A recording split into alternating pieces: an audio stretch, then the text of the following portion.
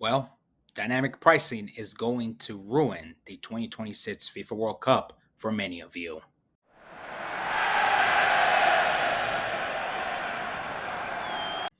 Dímelo, mi gente, travel football fan here. I know I have not made a long form YouTube video in a long time, but today, September 3rd, 2025, FIFA dropped a significant update to several questions that we've been asking regarding phase one of the ticket sales for World Cup 2026. So I felt it was best if I created a long form video. I'm going to try to keep it as short as possible. So, in that way, we can review all the questions regarding this ticket buying process again for phase one, which will start on September 10. And before we get started, please go ahead and subscribe to my YouTube channel. Click on the bell button to be notified of when I produce these videos and give it a like and a comment as well. So in that way, more people know about this information because it is quite complex. And as the more people know about it and as the more people are all on the same page, there'll be less questions to be asked. And of course, follow me on all socials. Okay, so for this comprehensive review, we're going to use Henry Bushnell's The Athletic article about how to purchase these World Cup 2026 tickets. And of course, we're going to be having a good focus as to how phase one will work. We're going to break this video up by sections. The first one is going to be how are you going to get World Cup tickets? Because, as you can imagine, this is a common question that happens every single day. How do I get these tickets? Where do I go? So, first up, we have the official quote unquote pre sale phase. Okay. But this is going to be very specific. From September 10 to September 19, fans can enter a Visa pre sale draw, meaning that you need to have a Visa branded credit, debit card, or prepaid card in order to participate. FIFA will then randomly select an X number of people, give them a date and a time slot to purchase those tickets in October. So, you're not buying tickets in September. You're applying for a certain number of tickets per match and overall number, which we'll get to that in a bit later in this video. And then no earlier than September 29th or September 30th, FIFA will let you know if your application was accepted or not. And then at that point, when you can purchase tickets. Now, you might be wondering, well, I don't know where my team is playing. My team's not even qualified yet. Okay, so you're going to use this first phase in order to get tickets to games that you don't care who's playing in. You're going to go and apply for tickets in your city if you don't care to travel, or you're applying for marquee games like the semifinals, the final, or the inaugural match. Okay. Now, say you're unlucky, say you don't find the tickets that you want, you're going to have to wait for another phase, which is going to happen right after this one in October. And it will be sometime between October and November. I think FIFA has the dates as October 29 to November 15th, but I could be wrong in that respect of the dates. But consider that a second pre-sale phase that is not going to have that Visa credit card or debit card requirement. It'll be open towards all other credit cards, so your Amex, MasterCard, Discover, etc., etc. Now, if you don't get tickets in any of those windows, you're going to have to wait till after the World Cup draw, okay? There will be another lottery, okay, which again, you would have to apply. Now you know where your team is going to play, so that's going to make it a little bit more high stakes, okay? And if you don't get tickets in that phase three, there's going to be a final first come, first serve phase where basically you're buying whatever's available. Okay, so basically what we're used to here in the US. Now, FIFA will operate its own resale platform within its ticketing website and app. This is the most trustworthy place to get them. Okay, como les he dicho muchas veces, StubHub is not the place to get official World Cup tickets because they're not being sold by FIFA. Now, and this we will talk about more later in this video. FIFA's decision not to cap the prices on its own resale platform should keep most sellers and buyers within the FIFA ticketing ecosystem, which you would think is a good thing. But in my analysis, this inevitably will increase the possibility that these tickets will be overly priced by people that want to make a quick buck, and thus risk really the possibility of empty seats at many of these games. Of course, there is hospitality tickets made available already, which I've already talked about. And then there's going to be country allocations in which FIFA will give X number of tickets to the federations. The federations then decide how to allocate those tickets. The famous example will be with U.S. Soccer and American Outlaws. And then you can also volunteer, although I'm not sure the realistic chances of you being able to watch a game by being a volunteer, but I've heard that it was possible in previous World Cups. Now, when do the tickets go on sale? They're going to go on sale starting 11 a.m. Eastern on September 10th. But again, they're not really going on sale. You're just applying to get tickets. And you don't have to be there at 11 a.m. September 10th. You're going to be able to apply for this first phase all the way until September 19th. And no, there will not be a preference given to earlier applicants. Okay. Now, the first official purchases will be made in October, as basically reported by the FIFA World Cup 26 Seattle host committee. They did say that the ticket sales will begin in October. And in effect, literally speaking, they were correct. For non-Visa card holders, a nearly identical phase will open on or around October 27, with purchasing time slots in November and early December. So basically right before the draw happening here in Washington, D.C., December 5th. Now, sometime after the World Cup draw, which we will know all of the games, okay, and here's the 72 group stage games, which is correct, you will then be able to buy tickets for those specific matchups, right, after December 5th. What a wonderful Christmas gift, by the way. Until then, you're buying tickets for a game between unknown opponents, except for those with USA, Canada, and Mexico being involved. So, in effect, you might either land the jackpot or land a really bad game. Now, how do you prepare for these FIFA ticket sales? In order to receive those updates, you're going to go ahead to FIFA.com and you can click on register your interest, where you would create your FIFA ID, which is what you're going to need to be able to access these ticket sales through FIFA's website. You do need that Visa credit or debit card. You could also use a Visa prepaid card for this first phase. Now, what I also discovered was that you can go ahead and register your interest for the first phase by mail. Okay. And so this information is coming from the FIFA ticket pre-sale draw for Visa card holders official rules. And so because it is in effect a lottery, FIFA is subject to U.S. law to require a register by mail option. So for those of you that don't have a Visa debit or credit card or prepaid card, and you still want to be part of this first phase, you can go ahead and enter by mailing to FIFA's offices in Coral Gables. Okay, and I made a separate video on this across my socials. So again, this is a great reminder for you to follow me on Instagram, TikTok, and YouTube Shorts. You'll write your name, address, city, state, zip code, country residence, email address, day and evening phone numbers, and the words, and I quote, FIFA World Cup 26 pre-sale ticket draw for Visa card holders on a 3x5 card, and mail it in a stamped envelope to FIFA's headquarters in Coral Gables, highlighted right there. You have to mail your letter in time to be received by no later than September 19, 2025 at 11 a.m. U.S. Eastern Time. So this is the mail-in deadline. Limit one entry per person. Now, how many tickets can you buy? FIFA indicated that all of us can buy up to 4 tickets per game for up to 10 matches. So in total, you can buy 40 tickets per person. If you like to go to a game with a larger group, you'll need to have multiple people register, apply, and buy the tickets with distinct FIFA IDs. One key characteristic of this process is that we are not selecting seats. We are telling FIFA, we want 4 for this game. And then eventually other members of your family will be also applying, hey, we want 4, we want 4, we want 2, right?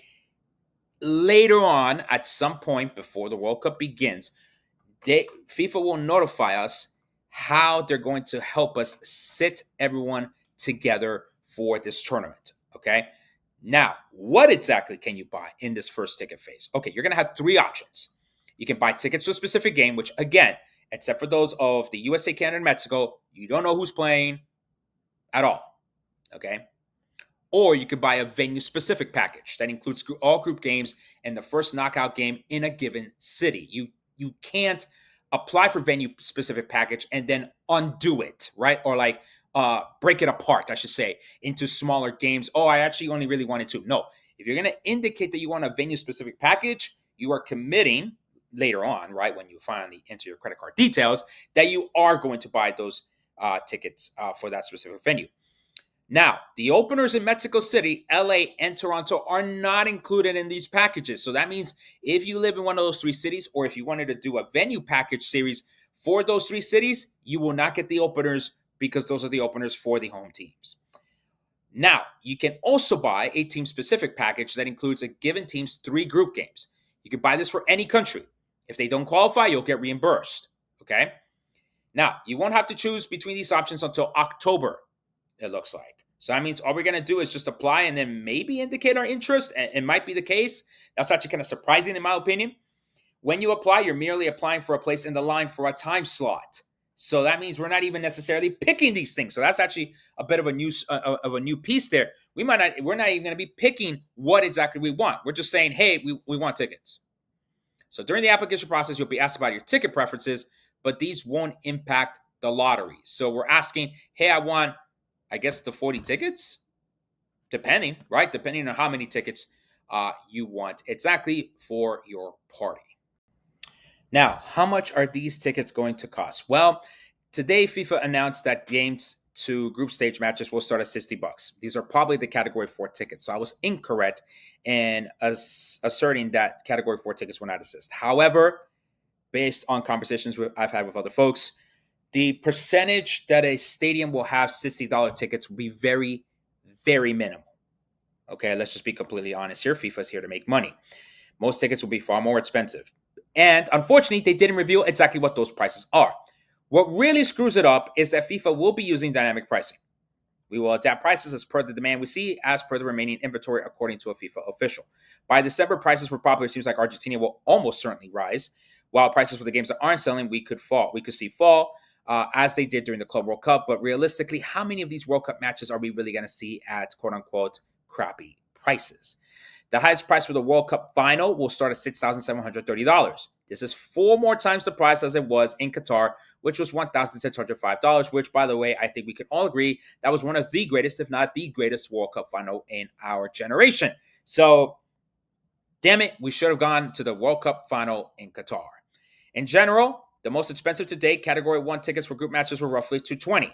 So if we multiply that by 4, that's already over $800. Category 2 tickets were about $165. If we multiply that by 4, that's over $500. Category 3 tickets, the cheapest available, were roughly $69. Multiply that by 4, we're already looking at $200 and something for Category 3. I've been on the record to saying that tickets would start at first at $320 because that was a report given by the Kansas City World Cup host committee. Then I've been seeing other information which led me to believe that they would start at $500. Maybe it starts in between those two price points. That's a good possibility. And of course, with dynamic pricing, that's only going to result in higher prices for a vast majority of the World Cup games. Now, what are these categories? Since we've been talking about this, since many of you might not have gone to a World Cup before, Category 1 tickets might be in the 20th row of the lower bowl or in the second deck closer to the midfield. Category 2 and 3 tickets are usually in the corners or behind one goal, but FIFA has adjusted its categorizations to align with what it says are American preferences. So fans value the front row seat much higher, of course, than the seats that have a technical view of the pitch. So rather than sideline versus end line, the delineation will generally be lower level, Category 1, second deck, Category 2, and upper deck, Category 3 and 4. We will eventually see maps of these categories in due time. Okay, so how is this going to be different from buying U.S. sports tickets? Because it is different, okay? Typically, you would go to a website like Ticketmaster, and you'll see both, official seats or verified resale tickets. You pay for them. There's a fee, blah, blah, blah, right? Or you can go to other sites, and again, same concept applies. But for the World Cup, it's unclear how FIFA will list and distribute tickets, but one strategy might surprise fans. There will be a lag time between purchase and distribution. So just because you buy, quote unquote, the ticket in October, you're not getting the ticket in October. You will be waiting until basically the day of for you to receive that QR code ticket in your app. And this is in part to prevent illegal duplication and potentially fight against scammers. You will get your ticket in the app at a later stage, not at the moment of the purchase, FIFA ticketing manager Jean-Marie Tardy said of the system on this podcast back in 2023, and it looks like that will be the case.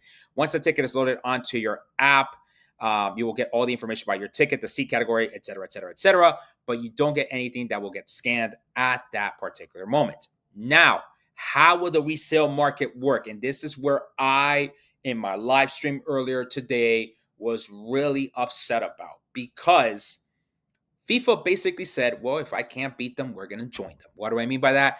Well, FIFA can't fully stop resale sites from accepting and advertising World Cup tickets. That's why for the longest time you've been seeing StubHub and all these other sites announce TBD versus DVD for this uh, soccer World Cup or soccer cup game, et cetera, et cetera. So they can't ban them. So what they decided to do is that it will operate its own resale platform, which won't cap the markups except for fans in Mexico, because Mexico is going to have a different process. The reason is that this would prevent other people from going to the other platforms and buying potentially a ticket that might not exist. I understand that. But my concern and my problem is the no cap markup is going to make these tickets very expensive for some of those marquee matchups. The final, you could be seeing ticket prices up in the tens of thousands of dollars. And I think I would not be called crazy for that. Okay. So basically, as we continue to insist, do not buy them on StubHub. But unfortunately, FIFA's not giving us any comfort whatsoever that, these tickets will not be as outrageously priced as they would be on StubHub. The only guarantee is the FIFA resale market will have official verified FIFA tickets. None of these other sites won't. Okay. So how are these tickets already being resold if they're not on sale yet? That's a very good question. Those sites don't require a seller to upload the digital ticket to list it. So basically, they were loading up an IOU, as I've mentioned in multiple videos in the years that I've been making this content. Okay. And so here, so our tickets available. So there are tickets available on several resale sites, often for upwards to $1,000. And there are four main theories about that. Exactly what those quote unquote tickets are. They could be corporate tickets. Okay. Being sold by employees and people of those corporations. They could be hospitality tickets. Totally possible. A collector or scalper could have purchased a right to buy token, which is a whole separate thing. We're not going to get to that in this video. And then eventually they'll be able to get the ticket. Or they could be speculation tickets, right? So then you hope that you can get one of these tickets and then you sell it to somebody else, but you're going to upsell the promise, in effect. Okay? Now, will fans have special access in the U.S., Canada, and Mexico? We don't know. Okay? We don't know if these Category 4 tickets are for U.S., Canada, and Mexico nationals. We don't know. Okay? We might get some sort of access, some sort of discount, but I highly doubt it. Okay. Final questions here. Again, remember, folks, just because you buy a ticket, it does not guarantee official travel visa entry into the United States or to Canada or Mexico for that matter. So please make sure that you are checking the State Department websites of these three countries to ensure that you have the proper documentation to enter these countries. Okay. The visa pre-sale draw opens September 10. We won't know until no earlier than September 29 if your application was accepted. And we might not even get a full price list until October 1st. So I'm afraid that on October 1st, we're all going to be surprised as to exactly how much these tickets are going to cost, whether for the good or for the bad. But we will be surprised on October 1st. All right, so let me give some final thoughts about this ticket buying process for World Cup 26. My biggest concern, of course, is the no cap on the resale of these tickets, because by introducing that, and by introducing, I mean introducing a no cap situation, my concern is that many of these tickets, right, especially for the marquee teams, are going to run up in the thousands, if not tens of thousands of dollars, similar to a Super Bowl. So in effect, Gianni gets what he wanted this entire time, which is 104 Super Bowls. But the pricing could price out many fans from going to the World Cup because of this no cap situation. I think I would have understood, allowing for the resale and allowing for people to make a quote unquote profit off of these tickets. But I would have capped it at maximum 20%, something like that. FIFA's already going to be making the billions. It does not have to go in a ridiculously situation where they would introduce no cap. And also, of course, you have to think, how much is FIFA going to charge in the fees of that? which is only going to increase the prices even further, right? So, like, if it would have introduced a cap of 20%, no more than 20% more than the face value of the ticket, and they charge a 3% fee, then someone's going to make 17% off of the value of the ticket.